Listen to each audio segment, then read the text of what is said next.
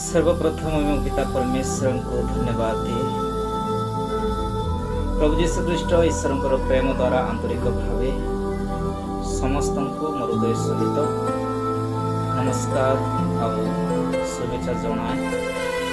मनीष सृष्टि त्रिएक ईश्वर पिता ईश्वर पुत्र ईश्वर पवित्र आत्मा ईश्वर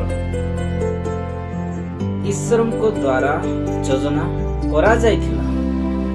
परमेश्वर कहिले आम्बे अपना प्रतिमूर्ति रे मनीष को निर्माण करिबा।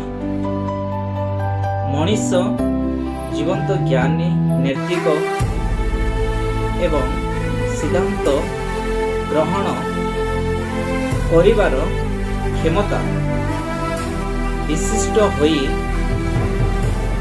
ईश्वर को सदस्य हेबो, किंतु ईश्वर हेबो नाही। ईश्वर को सहित सहभागिता करिबा योग्यता अछि। सर्वप्रथमे परमेश्वर आदम को सृष्टि कले। ईश्वर जेतेबेले घोषणा कले जे मनुष्य एकांकी थिबा भल नुहे, तापर परमेश्वर को निर्माण कले। आदि पुस्तक 2:18 पदरे आमे देखिबा पई पाउछु।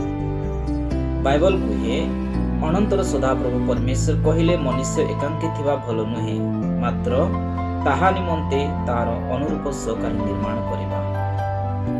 परमेश्वर कोन कहिले मनुष्य एकांकी थिबा भल नुहे, ता निमंते कोन तैयार करबा सहकारिणी तैयार करबा। और परमेश्वर तैयार कले होबा का निमंते आदम को आउ दो जन को से कौन कले आशीर्वाद कले। हमें अभा आदम विश्व में देखिबा से जने ज्ञानी पुरुष रूपे परमेश्वर तांको सृष्टि करथिले। ए वाक्य प्रति प्रभु समस्त को आशीर्वाद करंतु। God bless you.